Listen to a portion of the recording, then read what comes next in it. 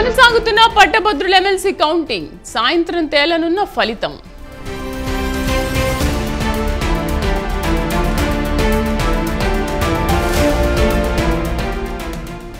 ఢిల్లీకి చంద్రబాబు పవన్ కళ్యాణ్ ఎన్డీఏ కూటమి భేటీకి హాజరు.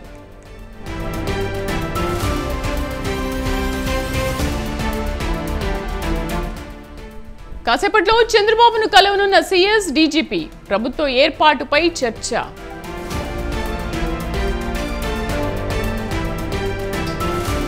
ఏపీలో టీడీపీ కూటమి ఘన విజయం, కేవలం 11 స్థానాలకే వైసీపీ పరిమితం.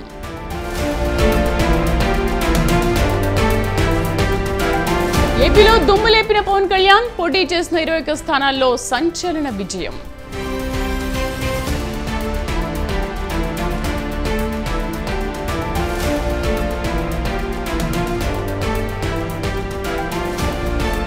తెలంగాణలో చెరో 8 స్థానాలు గెలిచిన కాంగ్రెస్ బీజేపీ, ఎంఐఎం స్థానం పదిలం గల్లంతైన బీఆర్ఎస్.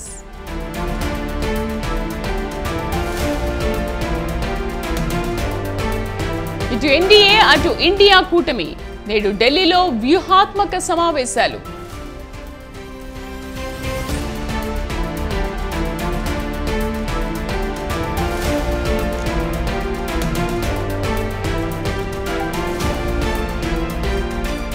T20 వరల్డ్ కప్ లో తొలి మ్యాచ్ కు భారత్ రెడీ, ఐర్లాండ్ తో తలపడనున్న రోహిత్ సేన.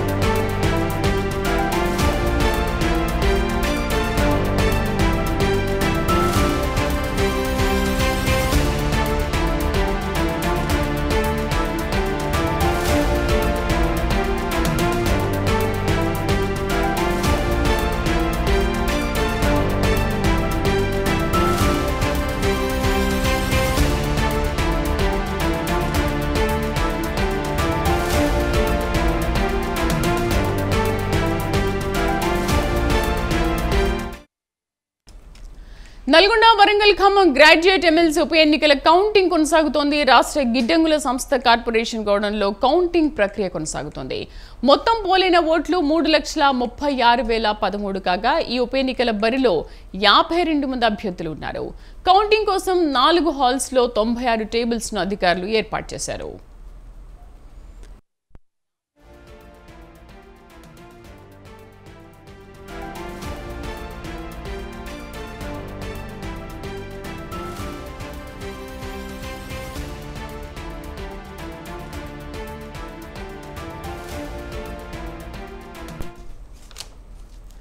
మధ్యాహ్నం తర్వాత మొదటి ప్రాధాన్యత ఓట్ల లెక్కింపు ప్రారంభమయ్యే అవకాశం ఉంది. అలాగే రాత్రి 11 గంటల వరకు మొదటి ప్రాధాన్యత ఓట్ల లెక్కింపు పూర్తయ్యే అవకాశం ఉందని ఎన్నికల కమిషన్ వెల్లడించింది.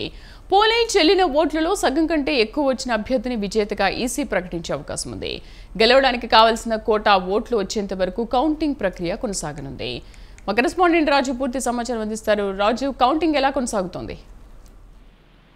రైట్ శ్రీదేవి, పట్టభద్రుల ఉప ఎన్నికకు సంబంధించి ముఖ్యంగా ఈ ఎన్నిక ప్రతిష్టాత్మకంగా తీసుకుంది. అటు కాంగ్రెస్ కావచ్చు, బీజేపీ, అలాగే బీఆర్ఎస్ వరుసగా 4 సార్లు సిట్టింగ్ స్థానంగా ఉంది. అయితే పల్లా రాజేశ్వర్ రెడ్డి ఎమ్మెల్యేగా, జనగామ ఎమ్మెల్యేగా ఎన్నికవడంతో ఈ ఉప ఎన్నిక ఎమ్మెల్సీ పట్టభద్రుల ఎమ్మెల్సీ ఉప ఎన్నిక అనివార్యమైంది.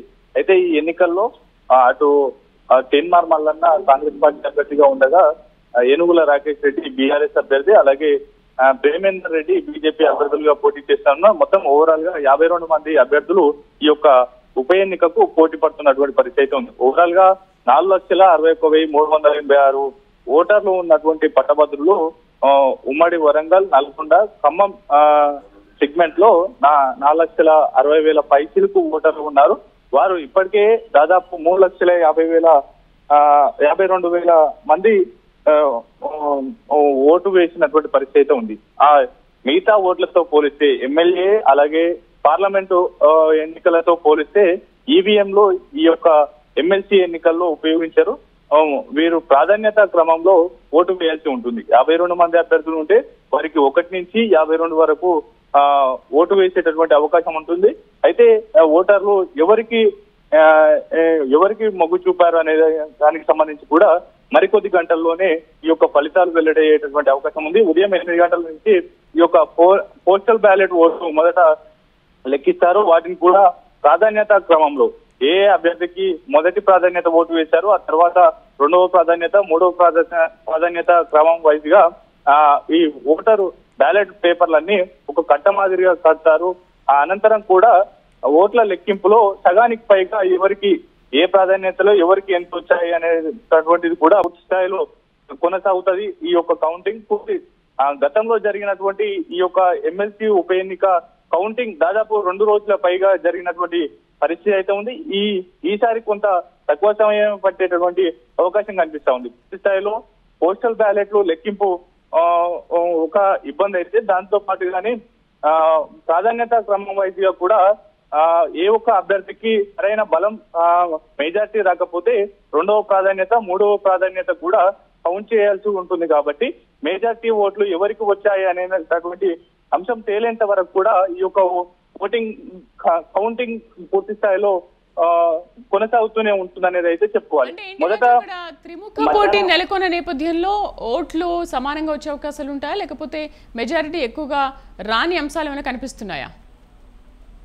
అయితే బీఆర్ఎస్ 4 సార్లు సిట్టింగ్ స్థానంగా ఉంది. అయితే ఇటీవల బీజేపీ నుంచి బీఆర్ఎస్ లోకి వచ్చినటువంటి ఏనుగుల రాకేష్ రెడ్డికి ఆ యొక్క టికెట్ కట్టబెట్టింది. దాంతో పాటుగానే గతంలో ఎమ్మెల్సీగా పనిచేసినటువంటి పల్లా రాజేశ్వర్ రెడ్డి అన్ని తానై వాటితో పాటుగానే బీఆర్ఎస్ వర్కింగ్ ప్రెసిడెంట్ కేటీఆర్ వరుసగా సభలు సమావేశాలు నిర్వహిస్తూ కూడా ఈ యొక్క ఎన్నికలను ప్రతిష్టాత్మకంగా తీసుకున్నటువంటి పరిస్థితి ఉంది. వీటితో పాటుగానే కాంగ్రెస్ పార్టీ అభ్యర్థి సినిమాన్ మల్లన్నకు అక్కడ ఉన్నటువంటి నియోజకవర్గ మంత్రులు ఎమ్మెల్యేలు ఇన్ఛార్జీలుగా వేసి కూడా పూర్తి స్థాయిలో ప్రతి ఒక్క ఓటర్ను కలిసేందుకు ప్రచారంలో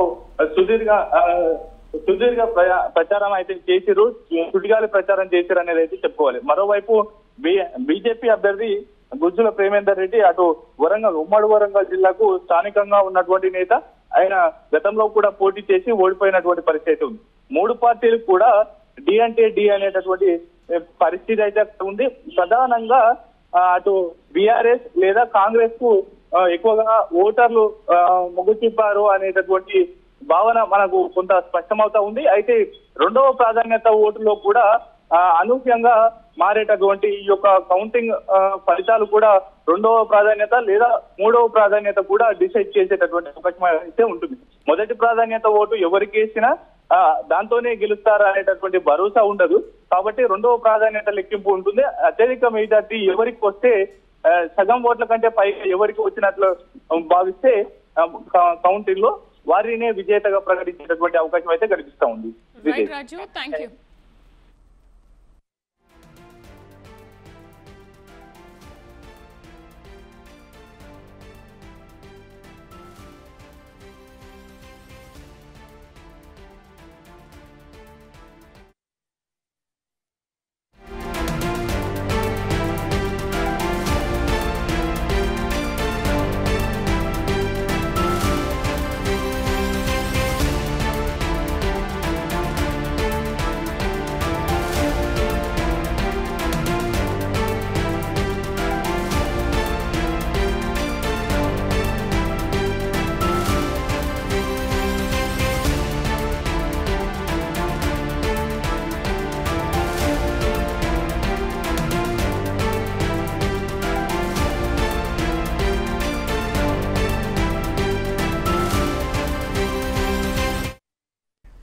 లోక్సభ ఎన్నికల ఫలితాల్లో ఇండియా కూటమి అనూహ్య ఫలితాలు సాధించింది. 234 స్థానాల్లో విజయ ఢంకా మోగించింది.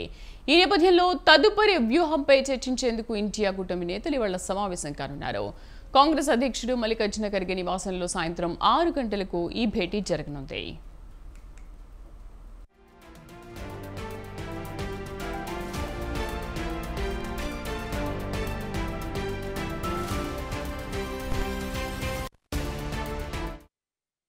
కాంగ్రెస్ అగ్రనేతలు సోనియా గాంధీ, రాహుల్ గాంధీతో పాటు శరద్ పవార్, స్టాలిన్, చంపై సోరెన్, ఉద్ధవ్ ఠాక్రే, అఖిలేష్ యాదవ్, సీతారాం యేచూరి, డి రాజా ఇతర ముఖ్య నేతలు హాజరు కానున్నట్లు సమాచారం. ఈ సమావేశంలో లోక్సభ ఎన్నికల ఫలితాలపై చర్చించడంతో పాటు కేంద్రంలో ప్రభుత్వం ఏర్పాటు కోసం పాత మిత్రులైన తెలుగుదేశం అధినేత చంద్రబాబు నాయుడు, జేడీ అధ్యక్షుడు నితీష్ కుమార్ను సంప్రదించాలా వద్దా అనే విషయంపై చర్చించనున్నట్లు తెలుస్తోంది. తెలుగుదేశం, జేడీయూలు ఇప్పటికే ఇండియా కూటమిలో చేరికను తోసిపుచ్చాయి. ఎన్డీఏలోనే కొనసాగుతాయని స్పష్టం చేశాయి. ఇండియా కూటమిలోని కాంగ్రెస్తో పాటు ఇతరులు ఆయా పార్టీలను సంప్రదించినట్లుగా తెలుస్తోంది. దీనికి సంబంధించి పూర్తి సమాచారాన్ని మా బ్యూరో చీఫ్ నరేష్ అందిస్తారు. నరేష్, 6 గంటలకు ఏఐసీసీ అధ్యక్షులు మల్లికార్జున ఖర్గే నివాసంలో ఇండియా కూటమి సభ్యులు హాజరవుతున్నారు.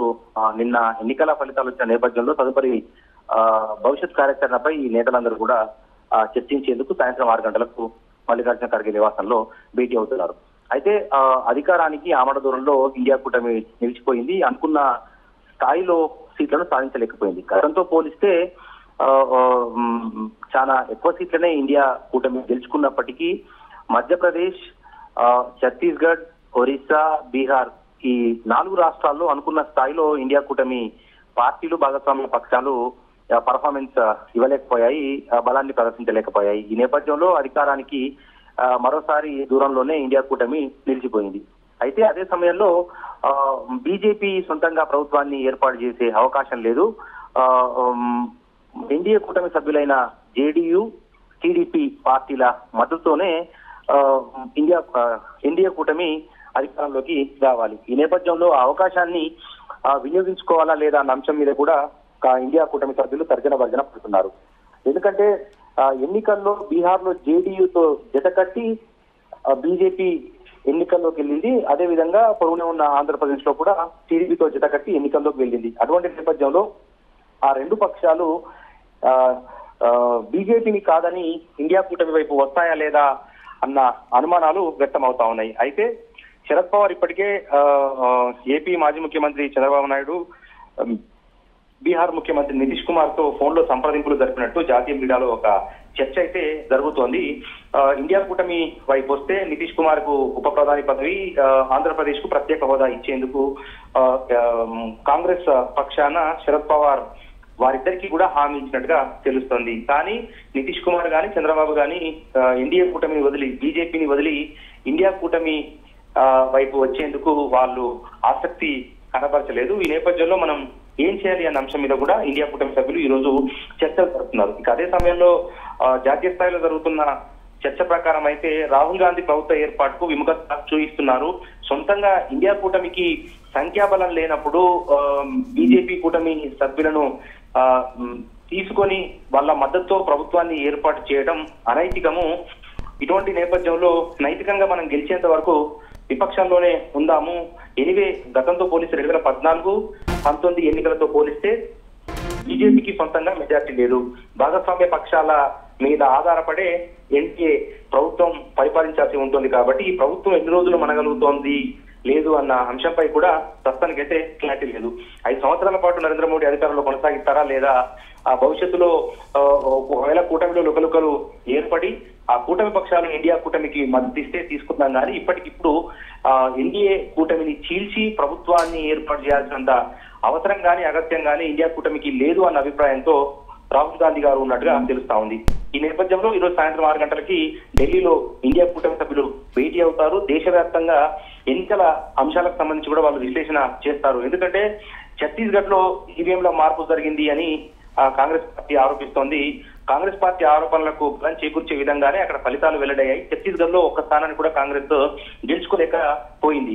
స్వయంగా పాపులర్ నేత మాజీ ముఖ్యమంత్రి భూపేష్ బాఘేల్ కూడా స్వయంగా ఆయన 40,000 ఓట్లతో ఓటమి పాలయ్యారు. వీటన్నిటి మీద కూడా ఎక్కడ ఎలాంటి పొరపాట్లు జరిగాయి, కూటమి భాగస్వామ్య పక్షాల మధ్య మంచిగా సమన్వయం జరిగినప్పటికీ కూడా అనుకున్న స్థాయిలో ఎందుకు ఇండియా కూటమి పర్ఫార్మెన్స్ చేయలేకపోయింది, ఒకవేళ ప్రభుత్వాన్ని ఏర్పాటు చేసే అవకాశం వస్తే ఎటువంటి విధానాలను అవలంబించాలి అన్న సమగ్ర విషయాల మీద ఈరోజు సాయంత్రం చర్చలు జరుపుతారు. Right Naresh, thank you.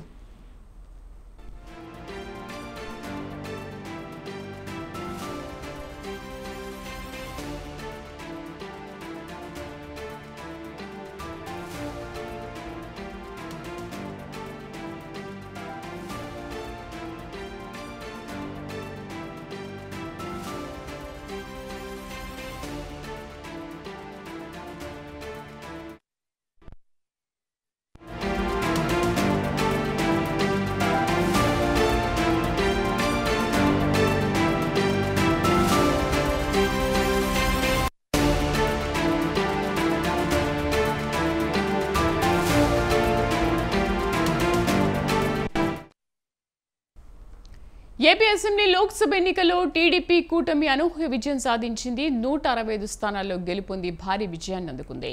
ఈ నెల 9న సీఎంగా టీడీపీ అధినేత చంద్రబాబు ప్రమాణ స్వీకారం చేయనున్నారు. మరోవైపు ఉండవల్లిలోని చంద్రబాబు ఇంటికి అధికారులు నేతలు క్యూ కట్టారు. చంద్రబాబు ఇంటి దగ్గర సందడిగా మారింది.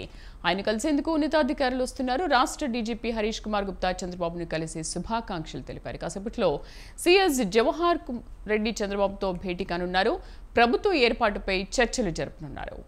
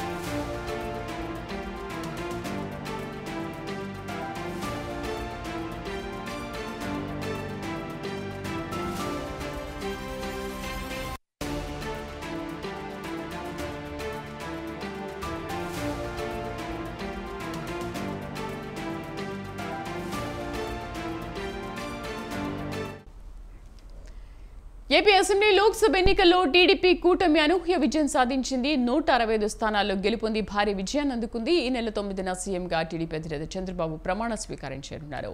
మరోవైపు ఉండవల్లిలోని చంద్రబాబు ఇంటికి అధికారులు నేతలు క్యూ కడుతున్నారు. పూర్తి సమాచారాన్ని మా కరెస్పాండెంట్ రమేష్ అందిస్తారు. రమేష్, ప్రస్తుతం ఉండవల్లిలో పరిస్థితి ఎలా ఉంది? శ్రీదేవి, నిన్న వచ్చినటువంటి ఏపీ ఎన్నికల ఫలితాల్లో టీడీపీ అదేవిధంగా జనసేన బీజేపీ కూటమి అధికారాన్ని చేజిక్కించుకుంది. ఏపీలో తిరుగులేని మెజార్టీతో టీడీపీ కూటమి అధికారంలోకి వచ్చింది. ఈ నేపథ్యంలో ఈ రోజు చంద్రబాబు నివాసం దగ్గర నేతల తాకిడి పెద్ద ఎత్తున ఉందని చెప్పుకోవచ్చు. రాష్ట్రానికి సంబంధించినటువంటి పలువురు ఉన్నతాధికారులు కూడా టీడీపీ అధినేత చంద్రబాబుని మర్యాదపూర్వకంగా కలుస్తూ ఉన్నారు. సిఎస్ జవహర్ రెడ్డితో పాటు బీజేపీ అదేవిధంగా ఇతర ఉన్నతాధికారులు కూడా చంద్రబాబుని కలిసి మర్యాదపూర్వకంగా కలిసి శుభాకాంక్షలు తెలియజేస్తూ ఉన్నారు. దీంతో పాటు పార్టీకి సంబంధించిన కీలక నేతలు ముఖ్య నాయకులందరూ కూడా ఉండవల్లిలోని చంద్రబాబు నివాసానికి వస్తున్నటువంటి పరిస్థితి కూడా ఉంది. ప్రధానంగా ఈ ఎన్నికల్లో టీడీపీ అధినేత చంద్రబాబు నాయుడు విస్తృతంగా ఎన్నికల ప్రచారం నిర్వహించడంతో పాటు తెలుగుదేశం పార్టీ అభ్యర్థులందరినీ గెలిపించడంలో కీలక పాత్ర పోషించారు. టీడీపీ జనసేన బీజేపీ కూటమికి సంబంధించి కూటమి అభ్యర్థులను కూడా గెలిపించేందుకు విస్తృత ప్రచారం కూడా చేయడం జరిగింది. ఈ నేపథ్యంలో నిన్న వచ్చినటువంటి ఫలితాలు కూడా టీడీపీ గతంలో ఎన్నడూ లేని విధంగా చారిత్రాత్మక విజయాన్ని కూడా సాధించింది. దీంతో చంద్రబాబుకు పార్టీ నేతలందరూ కూడా శుభాకాంక్షలు తెలియజేస్తూ ఉన్నారు. అందులో భాగంగానే పలువురు నేతలు ఉండవల్లిలోని ఆయన నివాసంలో వచ్చి కలుస్తున్నటువంటి పరిస్థితి ఉంది. శ్రీదేవి.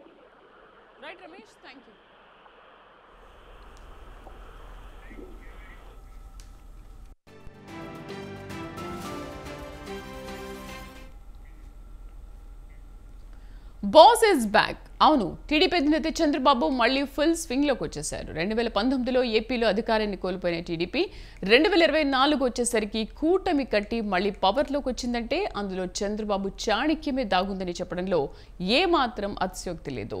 అపర చాణక్యుడిగా రాజకీయాల్లో పేరు తెచ్చుకున్న చంద్రబాబు మళ్లీ జాతీయ రాజకీయాల్లో చక్రం తిప్పేందుకు సిద్ధమయ్యారు.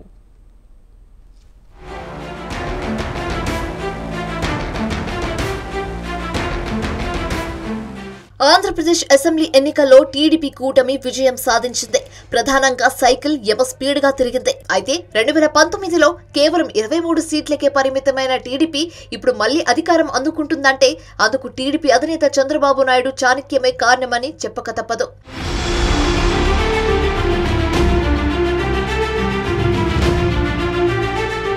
2019 ఎన్నికల్లో ఘోర పరాజయం వెక్కిరించిన రాజకీయంగా చాలా ఇబ్బందులు ఎదుర్కొన్నా ఏమాత్రం వెనకంజ వేయలేదు చంద్రబాబు నాయుడు.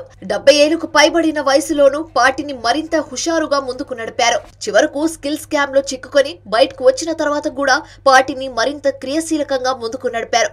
జనసేన బీజేపీతో పొత్తులు కుదుర్చుకోవడంతో పాటు సీట్ల సర్దుబాటులో తనదైన మార్కు ప్రదర్శించారు.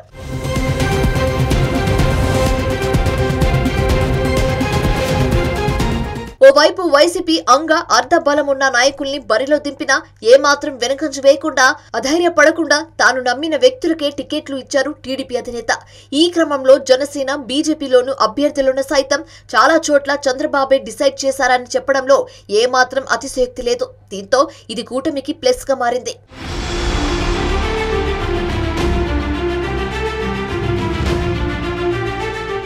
ప్రధానంగా వైసీపీ పాలనలో అభివృద్ధి లేదని, గతంలో తాను తెచ్చిన పరిశ్రమలు ఏపీ నుంచి వెళ్లడానికి ప్రధాన కారణం జగన్ వైసీపీయేనని ప్రజల దృష్టికి తీసుకెళ్లడంలో టీడీపీ అధినేత చంద్రబాబు సక్సెస్ అయ్యారు. అటు మొదట్లో అమరావతిని రాజధానిగా అంగీకరించిన వైసీపీ జగన్ ఆ తర్వాత మాట మార్చారని, తాము వస్తే మళ్లీ అమరావతిని రాజధానిగా అభివృద్ధి చేస్తామని చెప్పుకొచ్చారు. పైగా ఇప్పటికే ఏపీ రాజధాని లేని రాష్ట్రంగా ఉన్నందున విమర్శలు ఎదుర్కొంటున్న నేపథ్యంలో చంద్రబాబు కారణంగా మరోసారి రాష్ట్రం అభివృద్ధి చెందుతుందని ప్రజలంతా నమ్మారు. దీంతో ఏకపక్షంగా కూటమికి ఓట్లు వేశారు. దీనికి తోడు ప్రజల అభివృద్ధి కోసం ఆకర్షణీయమైన మేనిఫెస్టోను రూపొందించడంలో చాలా జాగ్రత్తలు తీసుకున్నారు. ఇటు సంక్షేమంతో పాటు అటు అభివృద్ధి ఉండేలా బ్యాలెన్స్ చేస్తూ మేనిఫెస్టో రూపొందించారు.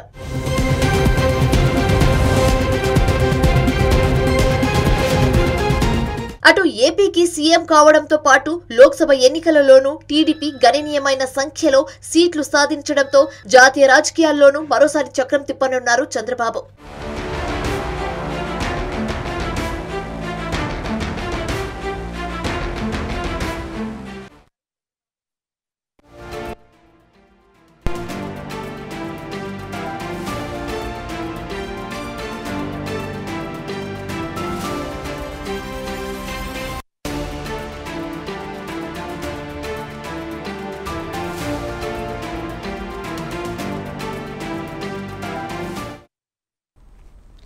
వైసీపీ నేత ముద్రగడ కీలక వ్యాఖ్యలు చేశారు. ఎన్నికలో జనసేన అధినేత పవన్ కళ్యాణ్ ఓడిపోతారని సవాల్ చేసి తాను ఓడిపోయినందుకు పేరు మార్చుకుంటానని చెప్పారు.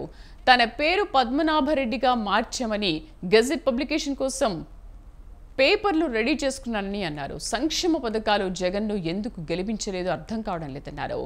గెజెట్ పబ్లికేషన్ రెడీ చేసుకున్నానని తెలిపారు. తన రాజకీయ ప్రయాణం జగన్తోనని చెప్పారు ముద్రగడ. గురించి నేను సవాలు విసిరానండి. పిఠాపురంలో